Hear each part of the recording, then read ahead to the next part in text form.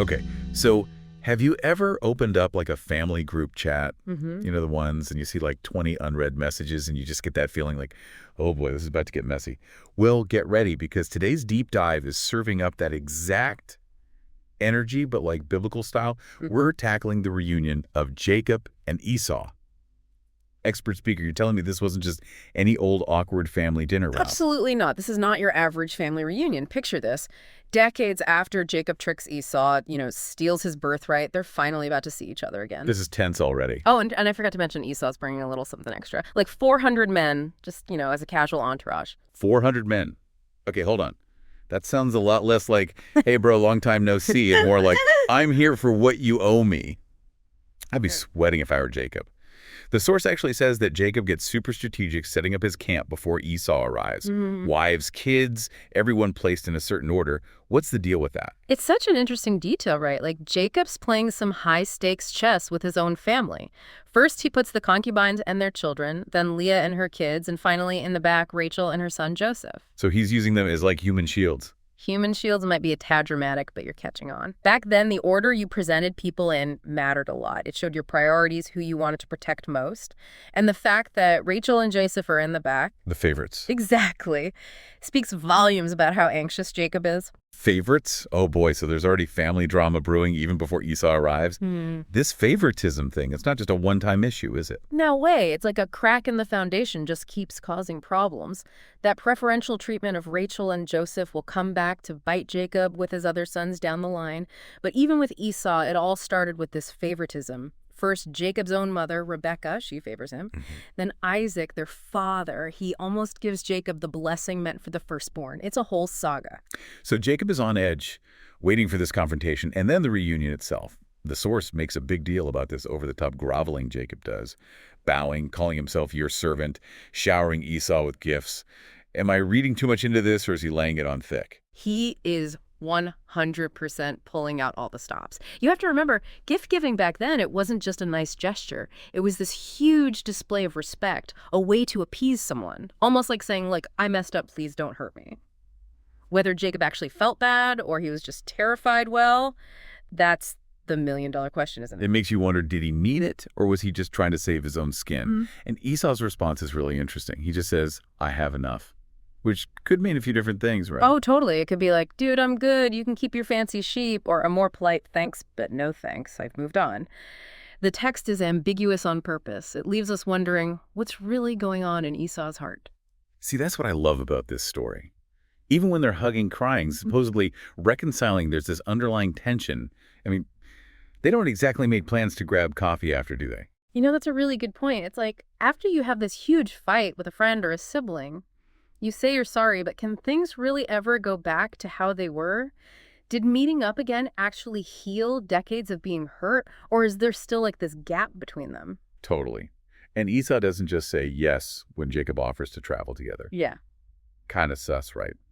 If you've really forgiven someone, wouldn't you be all about reconnecting, spending some quality time? You would think, but we're talking about a time when road trips weren't exactly a thing. These guys were shepherds, always on the move, and traveling together meant combining their flocks, sharing land, which could easily lead to even more conflict, especially with all their baggage. Right. Makes sense. So maybe Jacob was just using his sheep as a convenient excuse, like, sorry, bro, gotta follow the sheep. Yeah. Is the ancient version of I've got a thing.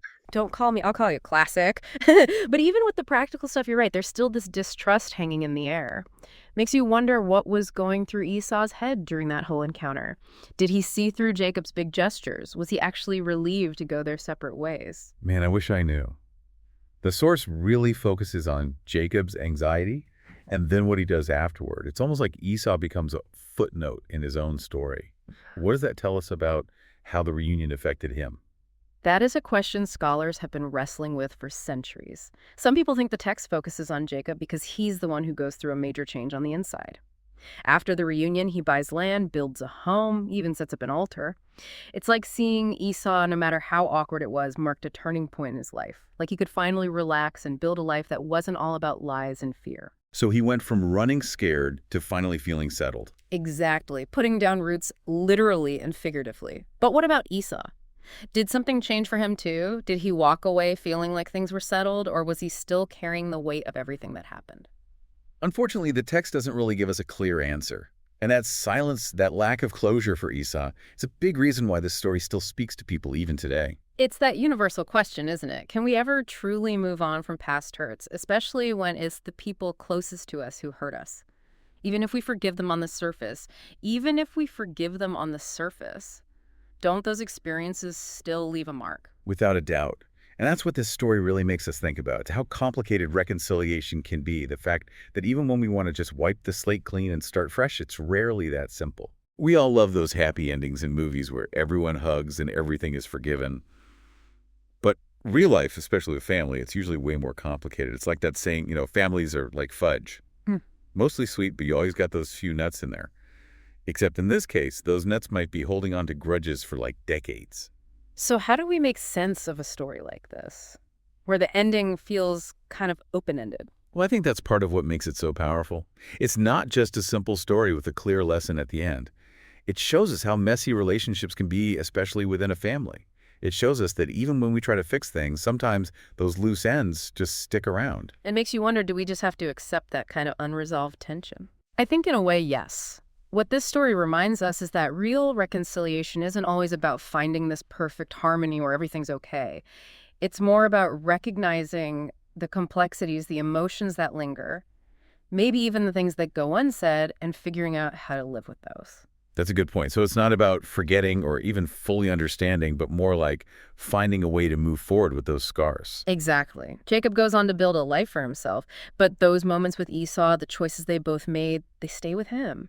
Our scars tell a story, and those stories, they can haunt us or they can become a part of who we are, reminding us how far we've come. Okay, I think I'm starting to get it. Like maybe Jacob needed that tension, that reminder of his past to appreciate what he was building. It's definitely possible. And for Esau, maybe walking away was his way of finding peace. Maybe what he needed to heal wasn't reconciliation, but distance. We can only imagine, but that's what makes this ancient story still relevant to us today. It really is. It's like holding up a mirror to our own family stuff, our own struggles with forgiveness and resentment, that desire to just wipe the slate clean, even though we know it's never really that easy. And that, my friend, is the beauty of a good deep dive. We don't always walk away with all the answers, but we come away with better questions, a deeper understanding of what it means to be human, and hopefully a little more compassion for ourselves in those messy family group chats. Well said. A huge thank you to you, expert speaker, for guiding us through this emotional roller coaster of a family reunion. I'm fascinated and emotionally drained, which I think means we did a good job. Anytime. These stories, they're like onions, layers upon layers of intrigue. And to our amazing listeners, if you're craving more deep dives into the human experience, you know what to do. Hit that subscribe button and join us next time when we'll be unpacking another captivating story. We're diving into the drama of Jacob and his sons. Spoiler alert. That favoritism issue we talked about, it comes back with a vengeance. Until then, keep exploring.